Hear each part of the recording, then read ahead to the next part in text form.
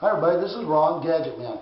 And what this is an explanation of the Gadget Man groove, how and why it does what it does, and why you're seeing all these reports of mileage gains and horsepower and torque. Let's first understand a little bit of the basic functioning of an engine. Crankshaft is the rod that goes through the center of your engine. To it is attached the pistons. As the crankshaft turns, it will pull the pistons up and down because as it's built, it comes in a line, comes over, up and down. To this little section is connected the piston, which as the engine rolls, it pulls and does this kind of motion. All right? Now, with that in mind, as the crankshaft is at top dead center, there's zero vertical movement of the piston. Now, we're only going to be talking about the intake stroke because that's when the Gadget Man groove does all its magic. So at the top dead center, the intake valve is getting ready to open, and there's no vertical movement of the piston, hence no demand for the air. Then the valve opens, and the piston begins to decline. And here, as it reaches 90 degrees, just slightly before that, the piston is moving the fastest it possibly can. Then it begins to slow until it reaches bottom dead center. This creates a pressure wave inside the engine, something like this. This is 17-inch medium vacuum. It is measured in inches of mercury. 19 inches to 15 inches is what you get. Okay? Now that's roughly, it varies from engine to engine. But this is as the piston begins to drop, it speeds up, and then it begins to slow down, causing a drop in the vacuum. What the Gadget Man groove does is it amplifies this pressure wave in a dramatic fashion. Now, in order to understand how it works, we've put together a few things. Here is your throttle plate, your throttle body. In a normal engine, that's what they use. Every engine that I've ever done, every gasoline-powered car or truck has a throttle plate in it. The Gadget Man groove takes advantage of this and the aerodynamics here to create this amplification of the waveform. Now, look at how this works. All of the air, we'll say, is moving this direction into the engine. So this plate is sloped. So all of the air that hits this plate, in order to continue traveling this direction, has to go down the plate and then up and into the engine. So all of this is forced into this very tiny area here at the bottom of the plate, creating a really high pressure zone right there and a very low pressure zone there. It's all about balance. Okay? This is up here is where your air bleeds come off of your throttle bodies when you have them. The air bleeds on the inside, they're called vacuum ports on the outside. All right. So that's a normal throttle body. Now let's expand this a little bit and get into the Gadget Man groove. Now, all of your throttle bodies have some kind of mass. This is normally in a round shape. It's normally cast out of either aluminum or some composite material. But it all has a thickness. And that's where the Gadget Man groove is installed. So here we have the throttle plate, and that's the same system. Well, let's insert the Gadget Man groove here. This is what we do. All right. Now the groove, while it looks simple, it is simple, but it's extremely finicky. It has to be shaped exactly correctly.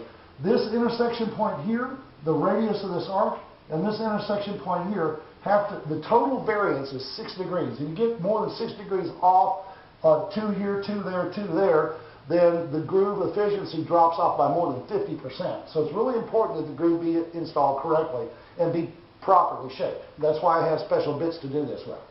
All right, so now as the air hits this plate, whatever hits here comes down, and whatever's closest to the center will become the intake airstream. But if you change the shape of the passage through which a fluid flows, you also change the behavior of the fluid. This is what happens. As the intake air is speeding up for this portion of the downstroke, the pressure here is building and increasing because this airspeed puts a downward pressure onto the groove.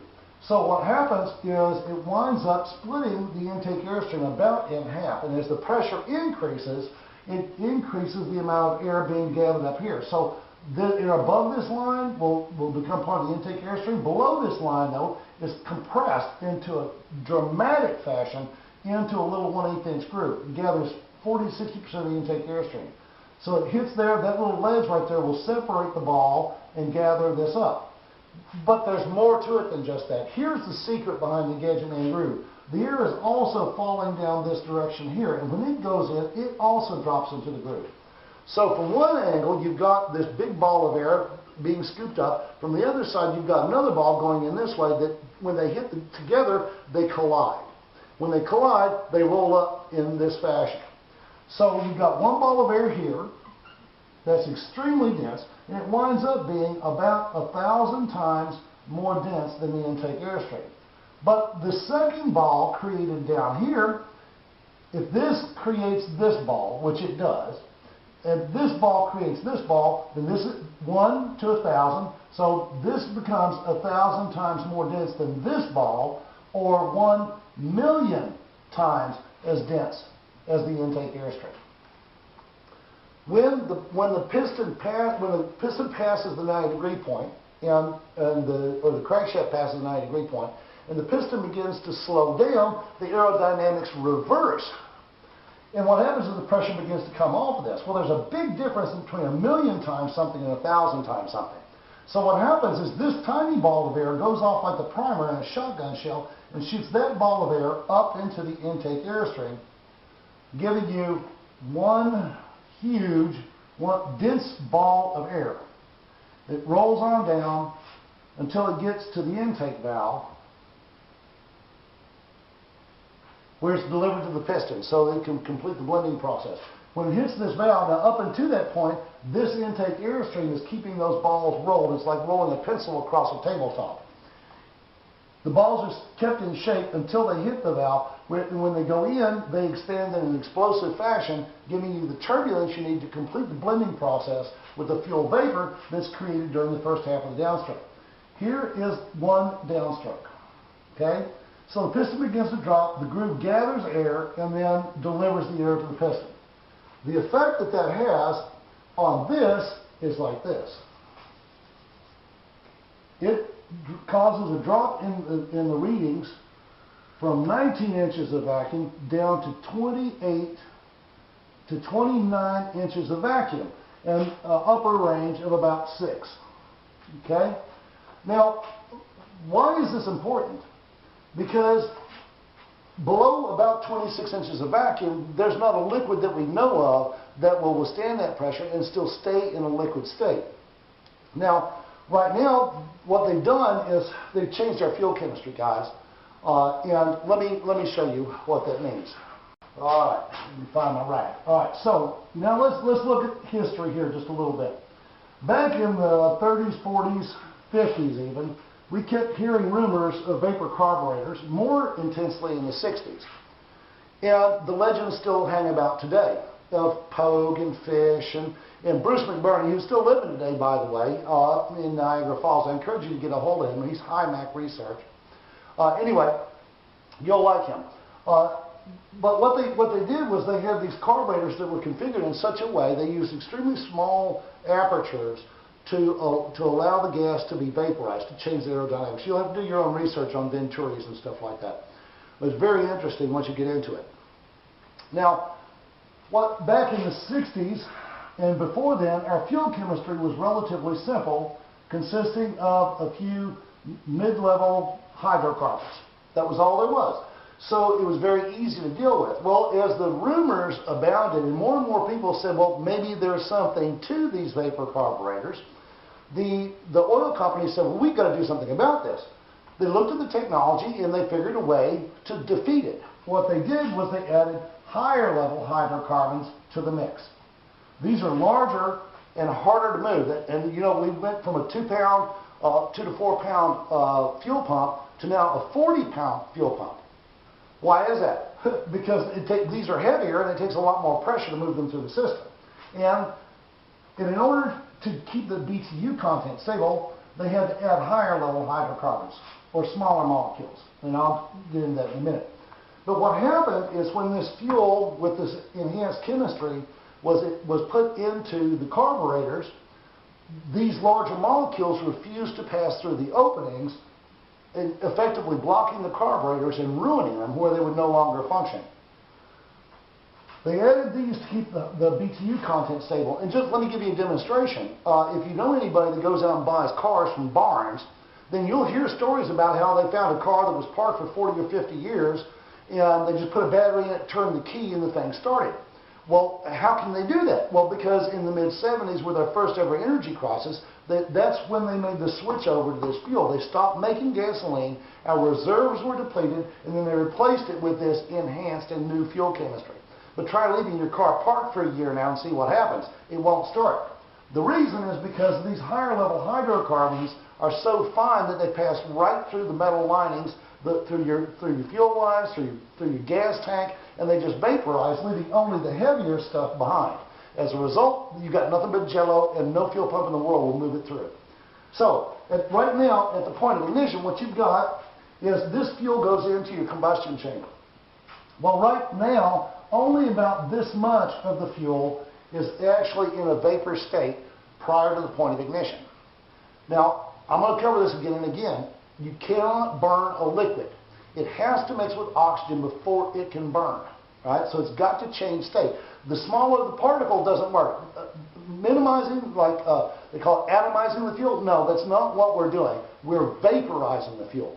Way different in scientific principles. So right now, this is in vapor state at the point of ignition. And what happens is as this burns, it creates heat. And as the heat is applied to the next layer of hydrocarbons, it then vaporizes, mixes with the oxygen, and burns, creating more heat that is then translated to the next layers, so on and so forth, all the way down the line. Now this is time we're talking about too, because the fuel is only in the engine for a fraction of a second. This is what you get power from. All the rest of this is considered waste fuel. Now, right now in the system, your oxygen sensor is located somewhere right about here. Okay? The oxygen sensor is the primary reference point that the computer uses to determine your air-fuel ratio. And we don't want to mess with that. We want it to do its job. Well, here, after the Gadget Man groove, though, because of the enhanced vacuum, what you get is you get something like this. Let me change the marker. You get something like this vaporized after the Gadget Man groove, and vapor state mixes with the oxygen because it gets hit with that blast of air, blends this into a pure air-fuel vapor mixture or carbureted mixture. And what happens is at the point of ignition, you have a lot more fuel available to be deliver power to your piston. In this system, the oxygen sensor is somewhere right about here. This is really important because in the consumption of the fuel, you're not just consuming fuel, you're also consuming oxygen. So when the computer reads the reduction in the oxygen content, and it's there to keep the air-fuel ratio correct. So as the oxygen level drops, the computer, responding the only way it cannot increase the amount of air an engine draws in, so it must reduce the amount of fuel being delivered to keep the air-fuel ratio correct. That's why you get the gains in horsepower and torque and why your emissions drop. And ladies and gentlemen, it is that simple. So what I want you, now that you guys know how the Gadget Man Groove does what it does, I want you to go to GadgetManGroove.com right now and click on Get Grooved. It's a very simple thing, easy to do. Now if you're in the Phoenix area, you need to come see me. And I can be done with the whole process in about an hour, and I guarantee you when you leave, you'll know something good has happened to your car. So you can call me on my toll-free number at 866-464-2343. That's 866-GO-GADGET. Press 711 and it'll connect you to my voicemail. Go ahead and leave me a message. If you've had the Gadget Man Groove done and want to report on it, then dial the same number, 866-464-2343, and press 5, and tell us all about your success with the Gadget Man Groove. Ladies and gentlemen, it's simple science. Oh, by the way, 2 days ago, I got the word that the Gadget Man Groove is cleared on an international patent search. So it's cleared the U.S. Patent Library, and I think it's 137 different countries that the Gadget Man Groove has cleared on the patents. And they cited certifiable industrial applications. So I'm really thrilled. Now we're going global with this like we've never done before, and you can get to be a part of cleaning up your air and getting more pleasure out of driving your car. God bless you all richly and warmly. Remember GadgetManGroove.com, and we'll see you all on the flip side. Bye-bye now.